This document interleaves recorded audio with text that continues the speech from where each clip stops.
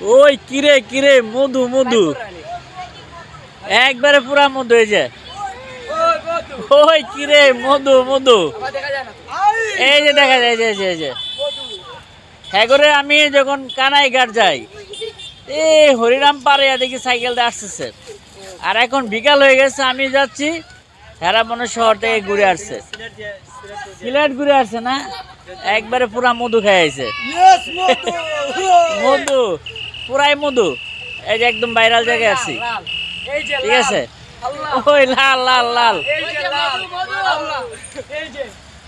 এই যে চা এই যে চা পাতিলে দিলে একদম লাল হয়ে যাবে একদম লাল হয়ে যাবে কি চায়ের পাতা অনেক পরিশ্রম করছে সারাদিন তাদের জন্য সবাই ভালোবাসা দিবেন। তো বন্ধুরা সবচেয়ে বড় কথা হলো যে আজকে আমি যেখানে আছি সেটা হলো আপনার চায়ের বাগান। তো প্রতিদিনই আপনাদেরকে আমি ভালো ভালো ভিডিও দিব, এর জন্য সবাই ভালোবাসা দিবেন। আসলে মধু মধু বলতে কি এটা ভাইরাল একটা ডায়লগ হয়ে গেছে। এখানে আমি আসছি চায়ের বাগানে, আর এই চায়ের বাগানে তো আসলে মধু বলতে কি শব্দ নেই, ঠিক আছে। এটা হলো আপনার অনেক সুন্দর একটা এরিয়া, সবারই ভালো লাগবে। আপনার পরিবার পরিজনদেরকে নিয়ে আসবেন, যারা সিলেট আছেন তারা অবশ্যই অবশ্যই এলাকায় আসবেন। অত্যন্ত সুন্দর একটি এলাকা, আপনার পরিবার পরিজনদেরকে নিয়ে ঘুরে যাওয়ার মতো একটি জায়গা। অনেক লোকজন আসে।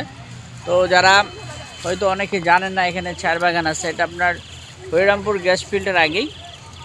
খুব সুন্দর একটা এরিয়া।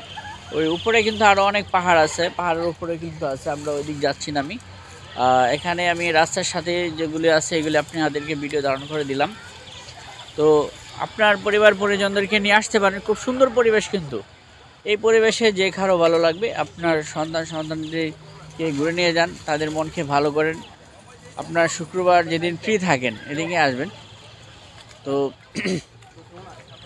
সবাইকে ভালোবাসা দিবেন, একজন আরেকজনের প্রতি যদি আপনার সদয় দৃষ্টি হন, একজন আরেকজনকে যদি সাপোর্ট করেন, ঠিক আছে, তাহলে কিন্তু মানুষের কি ইচ্ছা জাগে যে আপনাকে ভালো কিছু দিবে, আপনাকে ভালো ভিডিও দেওয়ার চেষ্টা করবে। আপনারা যদি ভালোবাসা আর না দেন তাহলে কিন্তু তার মনে সেই দুঃখ এবং বেদনা চলে আসে যে আর ভিডিও করব না।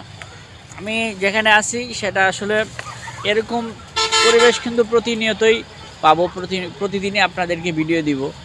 সো সবাই একটু ভালোবাসা দিবেন, ভিডিওটা লাইক এবং শেয়ার করে দিবেন। ধন্যবাদ সবাইকে। আসসালামু আলাইকুম।